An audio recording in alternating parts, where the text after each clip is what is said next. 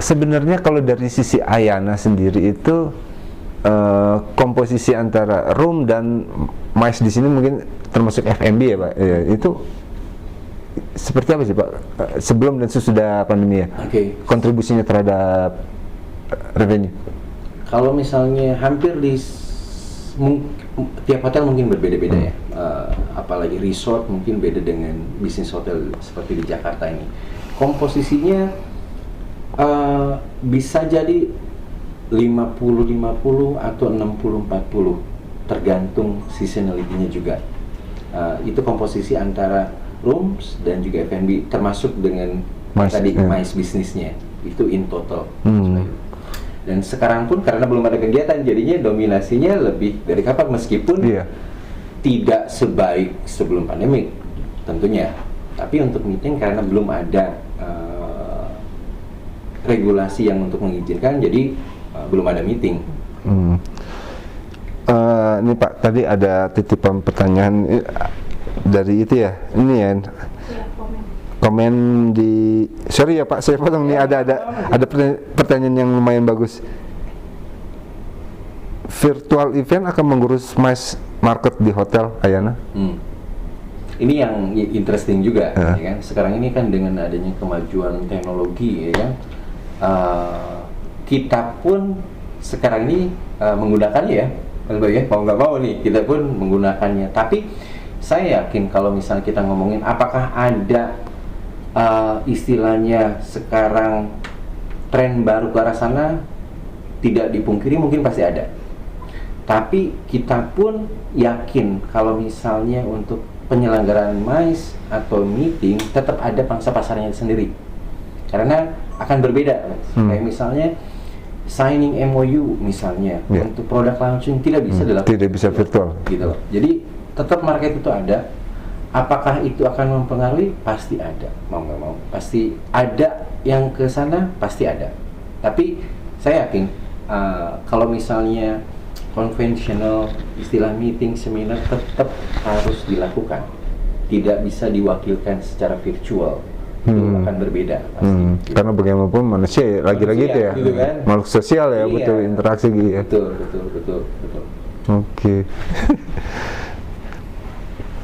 Seandainya menggerus Pak, ini lagi-lagi ini ketakutan yang sebenarnya saya melihatnya, apakah ini nasibnya akan sama seperti OTA dengan travel konvensional waktu itu Pak? Kan kita nggak mungkin lah orang lebih suka diservis secara langsung. Tiba-tiba OTA di awal 2000-an itu kan masih dipicingkan sebelah mata, tapi bus travel konvensional akhirnya kalah ya, tergerus. Kalau kita sih ngelihatnya mungkin lebih gimana caranya kita lebih cepat dalam artian beradaptasi. Kalau kita ngelihatnya gitu. Apakah misalnya tergerus? Menurut saya tidak juga kalau misalnya kita pun berinovasi. Satu hal kayak misalnya untuk kita punya produk karena klientel kita mungkin berbeda. Jadinya kita percaya servis, mereka masih percaya untuk servis di hotel kami. Beda kalau misalnya zaman dulu yang dari travel konvensional kemudian beralih karena convenient ya. Jadi mereka dengan adanya disupport dengan teknologi yang luar biasa kencangnya, jadi dimanjakan dengan fasilitas memang convenient daripada istilahnya harus telepon datang ke tempatnya gitu. Lokasi gitu. Di sini bisa lihat picture semuanya, review sebelum melakukan pemilihan. Nah, tapi kalau misalnya untuk yang di hotel ini, yang satu virtual, yang satu istilahnya offline gitu. Offline ini berbeda menurut saya. Dalam artian kalau virtual untuk cara pembookingannya, misalnya itu kita ikutin adaptasinya. Tapi kalau misalnya meeting itu dijadikan istilahnya jadi virtual, kedepannya semua saya rasa tidak. Karena yang tadi market mungkin berbeda, tidak bisa diwakilkan semua secara virtual. Itu yang kita yakin gitu. Tapi secara sistemnya kita pun mengikuti. Kalau misalnya virtual sekarang orang juga accessible-nya lebih ke virtual, itu kita ikuti. Karena kita pun harus beradaptasi dengan teknologi yang sekarang. Atau mungkin beberapa organisasi itu nggak mematikan, saling mematikan, justru hybrid, misalkan offline-nya ada, kemudian virtualnya juga ada. Nah itu kan dari sisi venue, misalkan venue-nya di ballroom Ayana gitu, otomatis kan teknologi itu harus mensupport itu ya. Mungkin adaptasinya juga dari venue seperti itu ya. Kayak misalnya nanti ada beberapa hari ke depan kita ada punya klien yang ini lucu nih, Mas Bayu langsung bilang, saya jadi langsung kepikiran. Jadi ada nih dari company yang akan melakukan istilahnya meeting dengan beberapa meeting room yang terpisah. Jadi kita pun beradaptasi dengan teknologi ini. Berarti yang kita perlukan berarti IT assistant yang handal, yang assist 20 jam.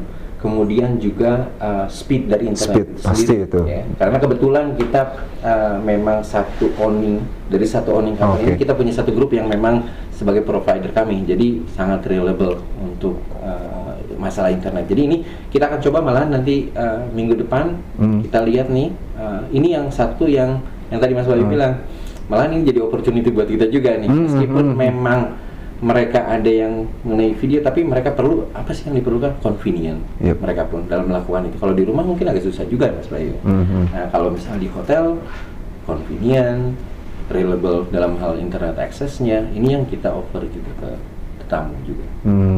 Itu korban lokal apa multi? Bisa cerita detail teknisnya untuk acara besok itu, Pak? Per room itu misalkan gimana untuk yang acara besok itu? Jadi mereka bikin jadi seminar, Jadi mereka terkoneksi ke negara lain gitu. Itu menggunakan ruang meeting di Ayana. Ruang meeting yang berbeda karena ada social distancing juga. Jadi setapannya berbeda, mereka akan ada streaming, video live. Jadi betul diperlukan bandwidth yang kencang untuk mensupport itu dan tidak bisa dilakukan di rumah. Gitu. Jadi iya sih, karena kebutuhannya sekarang, nah ini lagi Pak, kan di tengah musibah biasanya ada hikmah. sekarang marak Pak, penyewaan mungkin studio ya, buat virtual event kayak nah itu kan dimungkinkan juga di hotel. Ruang meeting hotel itu kan bisa dimanfaatkan sebagai studio ya, untuk event-event virtual dengan teknologi yang pastilah bandwidthnya kemudian speednya listrik juga pasti terjamin karena backup ya. Ke mana? Jadi kalau PLN mati langsung ke diesel ya gitu ya.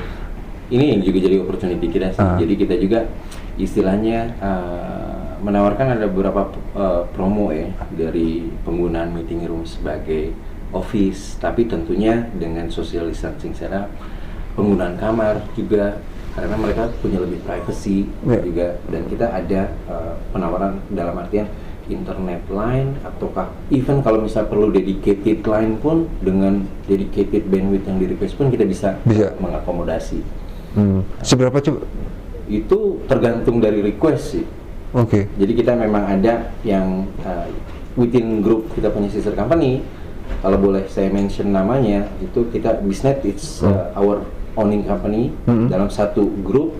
Jadi berapa yang kita perlu bisa kita dedikasikan. Jadi kita tinggal berkolaborasi dengan dari Bisnet. Jadi berapa nih speed internet yang diinginkan oleh klien, itu kita bisa granted, kita bisa mengakomodasi. Itu yang membedakan dengan tempat lain. Iya.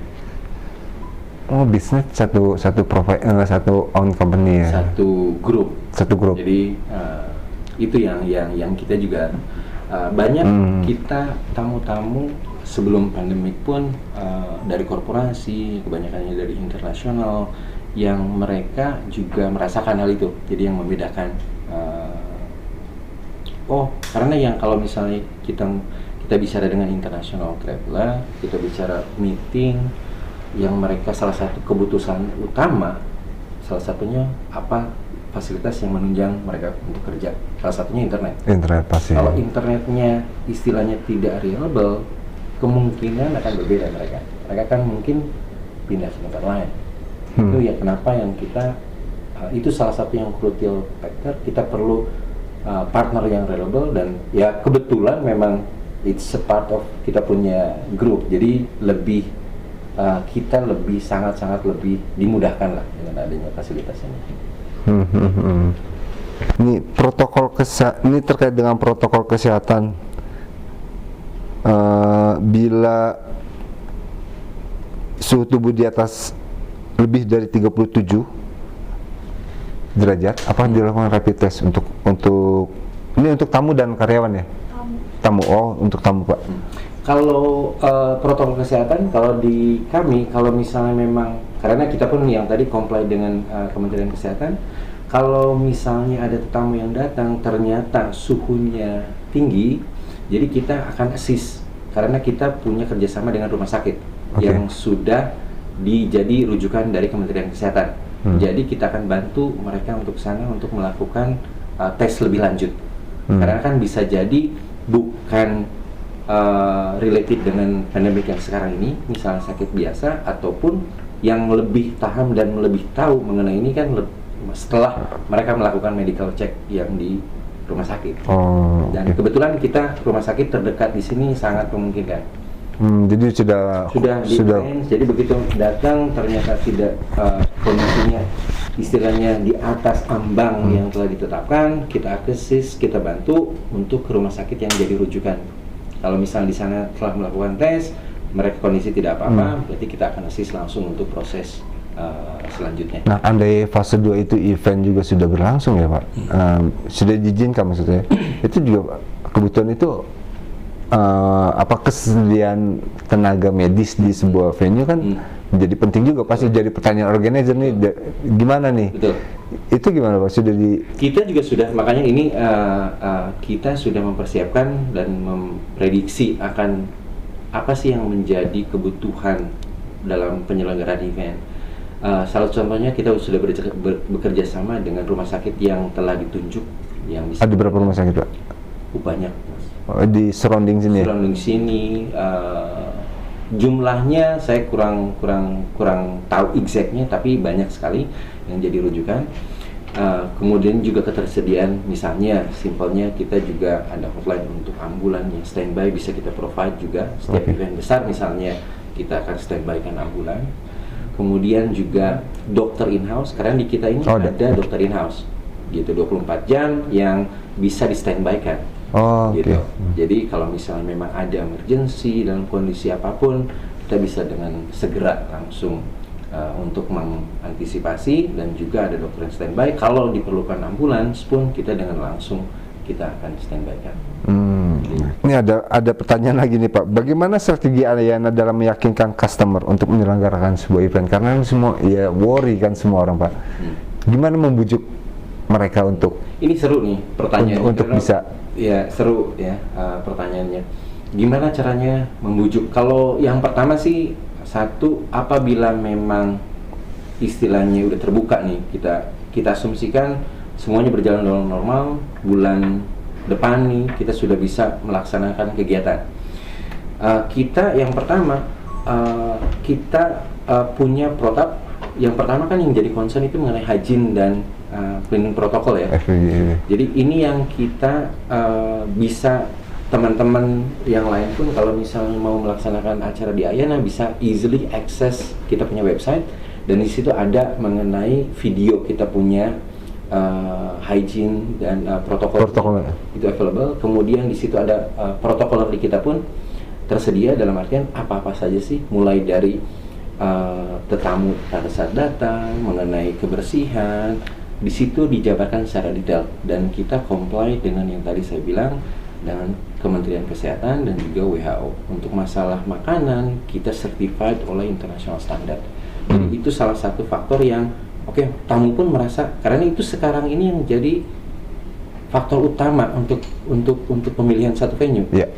Reliable apa enggak nih? Dan itu yang kita kedepankan. Itu pun sudah di-share di publicly ya, dalam artian sosial media platform, klien-klien kita sudah komunikasikan mengenai itu, karena itu yang paling penting. Jadi supaya membuat confident dari kita punya customer dan klien mengenai cara penanganan kami. Itu yang pertama, message-nya yang harus keluar. Yang kedua, baru kita coba memberikan juga suggestion bahwa yang di luar dari yang tadi protokol yang kita punya, kita pun ada nih sebagai venue, ada outdoor makanan, kita ada makanan sehat. Jadi tidak melulu hanya yang protap, udah tentu, udah jelas. Pasti. Cara preparation makanannya kita udah sesuai, udah certified internationally. Dan ini juga nih yang kita offer, ada makanan sehat, ada outdoor nih. Ini yang kita coba jadikan untuk encourage orang untuk booking. Dan kita pun pakai istilahnya teknologi dalam artian buat orang easy untuk mengakses, seamless. Jadi QR code implementasi juga, jadi tanpa harus telepon pun istilahnya mereka udah bisa akses kita dan untuk melakukan pembookingan. Pak, SOP ini kan otomatis yang butuh biaya, Pak, ya kan? Ada tambahan ini itu mempengaruhi harga per pax. Untuk kita sekarang ini terus terang tidak membicarakan masalah harga nih, dalam artian harga tetap sama. Oke. Karena kita tahu nih dengan kondisi sekarang lagi suffer semua ya, Pak. Istilahnya kita mudah-mudahan dengan adanya ini sebagai tambahan fasilitas yang bisa membuat nyaman. Jadi nilai merasa tambah, nyaman. Ini yang kita sebagai salah satu fokusnya. Karena nanti pun kita kedepannya nanti kita juga akan invest di istilahnya untuk mempercepat proses istilahnya scanning, begitu tamu datang tidak lagi menggunakan yang manual yang untuk pengecekan suhu badan, tapi nanti kita akan pakai thermal scanning misalnya. Itu salah satu bentuk kita, komitmen kita, dan juga istilahnya untuk membuat publik lebih percaya dengan keprofesionalan kita. Jadi mudah-mudahan nanti kedepannya, apalagi kalau misalnya MICE itu kan jumlahnya besar itu, jadi kita nanti akan pakai yang thermal scanning juga. Itu salah satu kita investasi buat kenyamanan. Jadi itu added value, bukan tidak dikenakan. Dan juga kalau misalnya kita ngomongin meeting room ataupun kamar, itu kita punya fogging mesin sendiri nih. Jadi tidak lagi mungkin ada beberapa yang dulu misalnya pakai spring, sekarang kita udah fogging, pakai mesin fogging sendiri. Oke, Pak, mungkin satu pertanyaan lagi. Tadi sebelumnya di bawah kita udah sempat diskusi ya, Pak, mengenai new normal. Sebenarnya sangat mungkin ya cepat kita balik ke back to normal ya, dengan back to normal itu dalam arti ya bisnisnya oke lagi, kemudian pasarnya juga bagus gitu, Pak, baik yang domestik dan internasional. Saya sih confident ya, Mas Bayu, dalam artian saya juga salah satu yang new normal ini menurut kami definisinya agak berbeda. Jadi new normal ini temporary stage menurut kami, karena kita pengen semuanya kembali ke normal. Jadi tidak ada lagi nih new normal ini jadi akan seperti ini selanjutnya. Jadi tidak selamanya ya? Tidak selamanya. Jadi kita percaya, kita confident ini hanya temporary. Dengan semua peran dan kita sendiri nih, kita yakin nih recovery-nya mudah-mudahan jadi lebih cepat. Orang balik lagi ke normal. Jadi mudah-mudahan nanti begitu disupport dari kemajuan teknologi, vaksin sudah ada, nanti kita lepas juga masker dan balik lagi nih seperti dulu. Itu yang kita harapkan. Oke, Pak Dery, mungkin cukup, Pak. Terima kasih banyak infonya yang telah diberikan di sesi kali ini. Mungkin bagi sobat venue yang belum melihat, yang tidak sempat melihat live IG ini, bisa menyaksikannya di acara channel YouTube Venue Magazine.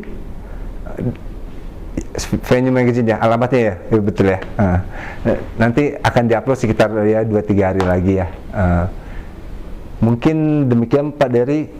Terima kasih banyak waktunya, Pak Dery. Atas waktunya. Semoga obrolan ini bermanfaat ya. Mudah-mudahan semuanya berjalan dengan ekspektasi kita. Semuanya semoga pandemi ini segera bisa kita lalui. Semua balik ke normal gradually. Ya. Amin. Cuma bisa ngopi. Bisa ngopi lagi, nggak ada physical distancing lagi Pak. Betul. Oke, terima kasih banyak Pak ya. Terima kasih ya. Terima kasih.